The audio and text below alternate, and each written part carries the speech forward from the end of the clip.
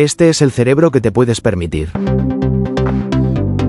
Inteligencia, estatus socioeconómico y macacos que comen marisco. A veces, las revoluciones evolutivas empiezan con una catástrofe. Imagina a un grupo de macacos en Tailandia que, tras una gran inundación, queda aislado en una isla, sin frutas ni raíces, solo mariscos. Un menú forzado que cambiaría, literalmente, su forma de pensar. Antes del desastre, estos macacos llevaban una vida más o menos predecible, dieta frugívora, energía rápida en forma de carbohidratos, estructuras sociales sencillas. Pero la inundación borró ese mundo. En su nuevo hogar, los árboles ya no ofrecían banquetes, y la única fuente de alimento eran cangrejos, moluscos y peces que exigían astucia para ser atrapados. Comenzaron a usar piedras para abrir conchas, a calcular los ritmos de las mareas, a coordinarse mejor en grupo. En otras palabras, tuvieron que hacerse más listos para sobrevivir.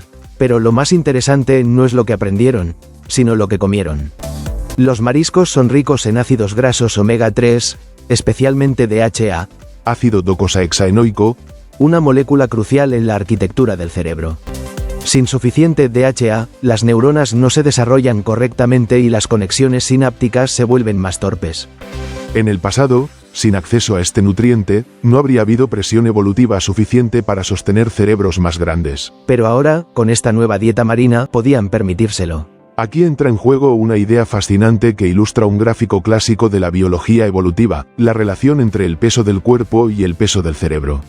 Si representamos ambos en una escala logarítmica, vemos que la mayoría de los mamíferos siguen una pauta clara. Cuanto más grande es el cuerpo, más grande es el cerebro, pero no de forma lineal. La pendiente de esa relación suele rondar 0,75. Es decir, duplicar el peso del cuerpo no implica duplicar el del cerebro. Sin embargo, los primates, y en especial los humanos, están por encima de esa línea. Tienen cerebros más grandes de lo que su tamaño corporal justificaría. El biólogo evolucionista Stephen J. Gould lo resumía así. La mayoría de los mamíferos tienen el cerebro que necesitan, los primates, el que pueden permitirse. Es una forma elegante de decir que el cerebro es energéticamente costoso, y solo puede crecer si la dieta, el entorno y las presiones sociales lo justifican. Volvamos a nuestros macacos. Su aislamiento creó un laboratorio natural de evolución. El entorno seleccionó a los más hábiles, pero también proporcionó el combustible para sostener ese aumento de inteligencia. Con el tiempo, aquellos con cerebros ligeramente más grandes y mejores capacidades de resolución de problemas tuvieron más éxito. Así, en pocas generaciones, su biología empezó a reflejar su nuevo estilo de vida. Más que adaptarse al entorno, adaptaron su mente al entorno. El límite del entorno. ¿Por qué el estatus socioeconómico no explica todas las diferencias cognitivas? Durante décadas, se ha asumido que muchas de las desigualdades en rendimiento cognitivo entre distintos grupos étnico-raciales se explicaban, principalmente, por factores estructurales: pobreza, calidad educativa, acceso a recursos, exposición al lenguaje, nutrición, y, sin duda, todos estos elementos influyen. Sin embargo, incluso cuando se igualan las condiciones socioeconómicas, mismo nivel de ingresos, misma educación de los padres, las diferencias en las puntuaciones de inteligencia y resultados académicos persisten. De hecho, en Estados Unidos, los hijos de padres asiáticos que no acabaron el instituto superan, en media, a hijos de padres negros con doctorado. La variable, estatus socioeconómico, SS, no logra explicar por completo las diferencias observadas. Incluso evaluando el máximo posible del efecto causal del SS, considerando la invarianza de medida, es decir, que el test mide lo mismo en distintos grupos, en el mejor de los casos el efecto causal del entorno económico en el cociente intelectual no supera una correlación de 0,39. Una cifra importante, pero insuficiente para cerrar la brecha. Lo más provocador: si los niños negros tuviesen el mismo SS que los niños judíos, su cociente intelectual medio seguiría siendo notablemente inferior, según los modelos. Este tipo de afirmaciones, naturalmente, requieren una interpretación cuidadosa y científica, no ideológica. No se está afirmando que haya causas genéticas definitivas o que los grupos sean homogéneos. Lo que se está señalando es que el entorno explica parte, pero no todo, y que ciertas diferencias intergrupales en resultados cognitivos persisten incluso cuando las oportunidades aparentes se igualan. Conectando esto con los macacos y la evolución del cerebro, surge una pregunta de fondo. ¿Hasta qué punto nuestras capacidades cognitivas están limitadas o potenciadas por la ecología, la dieta, los desafíos sociales? ¿Y hasta qué punto hay componentes más profundos, ya sean biológicos, culturales o de otra índole? Igualar el entorno no siempre iguala los resultados. Y quizá la evolución, y la historia, haya dejado marcas más difíciles de borrar de lo que quisiéramos aceptar. Más allá del entorno. Las diferencias en las puntuaciones medias de inteligencia entre distintos grupos raciales o étnicos han sido ampliamente documentadas, especialmente en contextos como el estadounidense. De hecho, esa es la razón de que la acción afirmativa de universidades de élite estadounidenses sea racista. Los negros y los hispanos generalmente tienen mayor posibilidad de admisión que los pares asiáticos o blancos igualmente calificados. En resumen, mientras los estudiantes negros eran admitidos con puntuaciones significativamente más bajas, los asiáticos necesitaban superar a los blancos en puntuación para acceder al mismo sitio. Los asiáticos son discriminados porque son demasiado inteligentes y obtienen notas demasiado altas. Incluso los asiáticos más pobres logran superar a los estudiantes negros mejor posicionados. Si la admisión se basara únicamente en la puntuación del SAT, muchas universidades ni siquiera podrían admitir a estudiantes negros. Aunque durante décadas se ha intentado explicar estas diferencias exclusivamente en función del entorno, educación, ingresos, nutrición, estimulación lingüística, hay un consenso creciente entre algunos investigadores.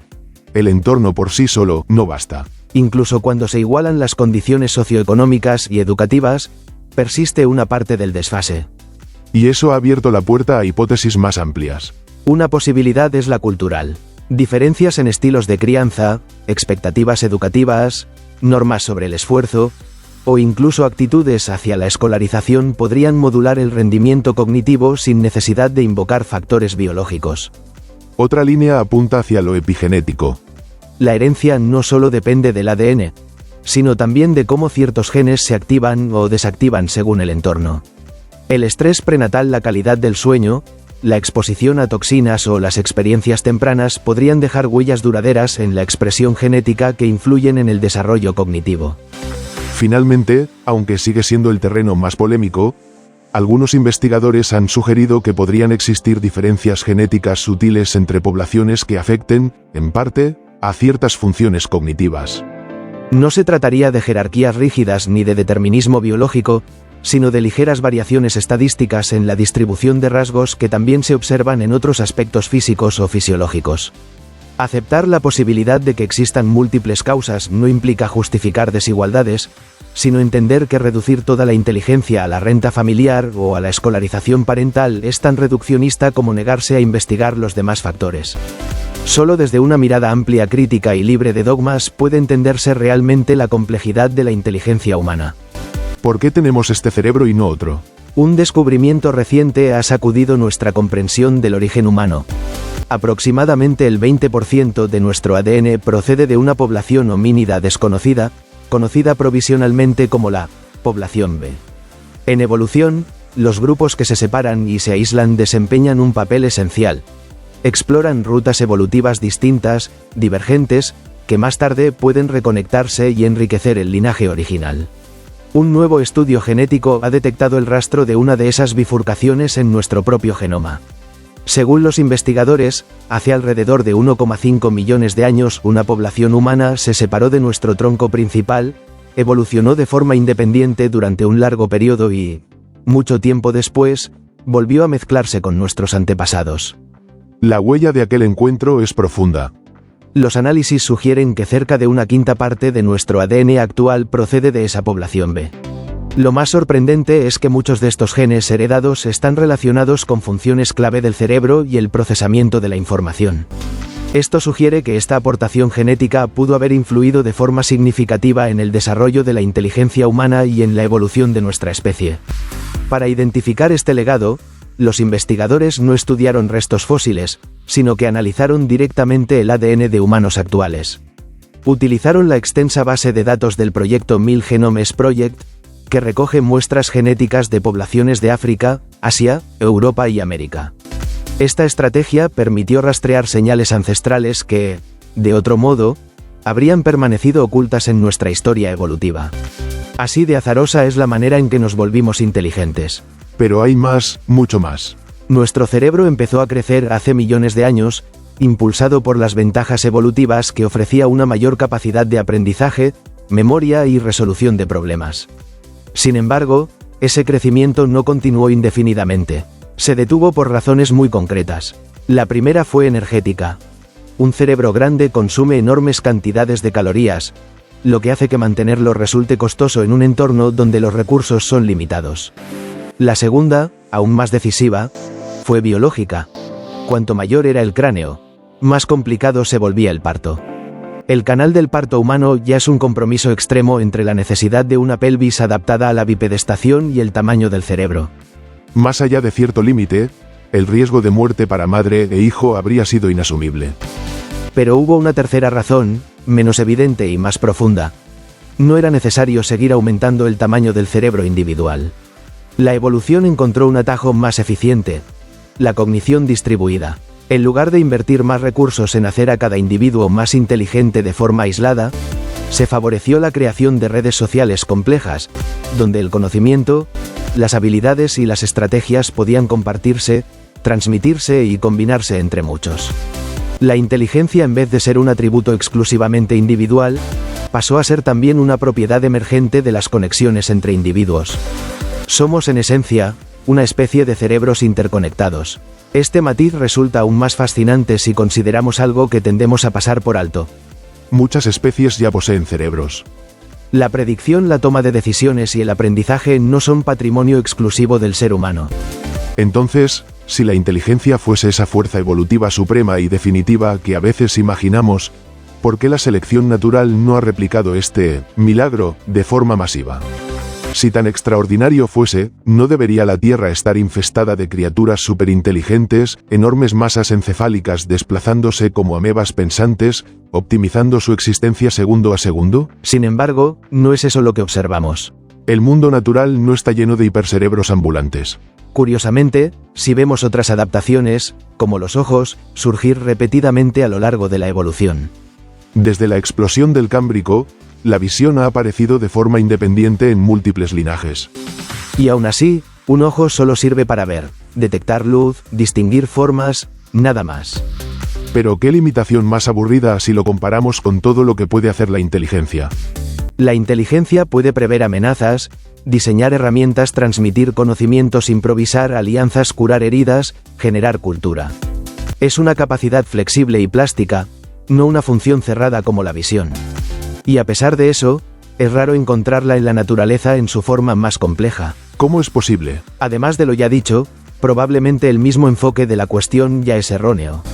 Preguntarse por qué no hay más superinteligencias es como preguntarse por qué los animales no tienen poderes mágicos. No existen los superpoderes, ni tampoco una inteligencia mágica capaz de resolver cualquier problema por sí sola. La realidad es mucho más testaruda. El mundo es irregular, cambiante, lleno de desafíos múltiples y contradictorios. Los problemas que plantean no tienen una única solución, y muchas veces ni siquiera tienen solución. La cognición no es un módulo único y todopoderoso. Es un conjunto de procesos dispersos, especializados, a menudo caóticamente ensamblados, que interactúan de forma impredecible. Nuestros ancestros no conquistaron el mundo porque desarrollaran una especie de lámpara mágica de neuronas. Lo hicieron porque tejieron una red compleja de motivaciones, sentidos, intuiciones, emociones y estrategias cognitivas, adaptadas a un entorno social, ecológico y climático en permanente transformación. De esa mezcla nació algo todavía más poderoso que la inteligencia individual: la cultura. Herramientas, normas, rituales, juegos de estatus, transmisión intergeneracional de conocimientos, especialización del trabajo. Todo un ecosistema de inteligencia distribuida que hizo de nuestra especie algo inédito. Así es como a través de catástrofes, aislamientos, mestizajes olvidados y presiones evolutivas implacables, surgió una inteligencia que no reside solo en un cerebro, sino en una red de mentes conectadas, moldeadas por la ecología, la cultura y el azar genético. No fue una invención súbita ni un milagro evolutivo, sino una lenta y accidentada acumulación de adaptaciones dispersas. Entender este origen nos obliga a abandonar las explicaciones simples. Ni la inteligencia humana es fruto de un diseño perfecto, ni su distribución entre individuos y poblaciones responde a un único factor, sea biológico o social. Igualar el entorno no siempre iguala los resultados, porque la evolución, el entorno y la historia han dejado huellas profundas, a veces invisibles, que siguen modulando nuestras capacidades. La inteligencia no es un trofeo que se reparte por justicia ni por azar absoluto, sino un fenómeno emergente, delicado y contingente, nacido de un equilibrio inestable entre necesidad, oportunidad y herencia. Pero hubo una tercera razón, menos evidente y más profunda. No era necesario seguir aumentando el tamaño del cerebro individual. La evolución encontró un atajo más eficiente: la cognición distribuida. En lugar de invertir más recursos en hacer a cada individuo más inteligente de forma aislada, se favoreció la creación de redes sociales complejas, donde el conocimiento, las habilidades y las estrategias podían compartirse, transmitirse y combinarse entre muchos. La inteligencia, en vez de ser un atributo exclusivamente individual, pasó a ser también una propiedad emergente de las conexiones entre individuos. Somos en esencia una especie de cerebros interconectados. Este matiz resulta aún más fascinante si consideramos algo que tendemos a pasar por alto. Muchas especies ya poseen cerebros. La predicción, la toma de decisiones y el aprendizaje no son patrimonio exclusivo del ser humano. Entonces, si la inteligencia fuese esa fuerza evolutiva suprema y definitiva que a veces imaginamos, ¿por qué la selección natural no ha replicado este milagro de forma masiva? Si tan extraordinario fuese, ¿no debería la Tierra estar infestada de criaturas superinteligentes, enormes masas encefálicas desplazándose como amebas pensantes, optimizando su existencia segundo a segundo? Sin embargo, no es eso lo que observamos. El mundo natural no está lleno de hipercerebros ambulantes. Curiosamente, si vemos otras adaptaciones, como los ojos, surgir repetidamente a lo largo de la evolución. Desde la explosión del Cámbrico, la visión ha aparecido de forma independiente en múltiples linajes. Y aún así, un ojo solo sirve para ver, detectar luz, distinguir formas, nada más. Este es el cerebro que te puedes permitir. Por el Dr. Sergio Parra. National Geographic España Sataka muy interesante Webedia SJ Down Spain Yorokobu Mac Escapada Rural Baker Café Etiquetas. Opinión Análisis Sociedad Actualidad. Nos seguimos leyendo, escuchando y compartiendo. Sencillez y orden.es. Les sugerimos entren a las siguientes plataformas tecnocientíficas activas de ámbito internacional: radiosapiens.es y revistanube.com. Actualidad y máximo rigor científico, cultural y divulgativo.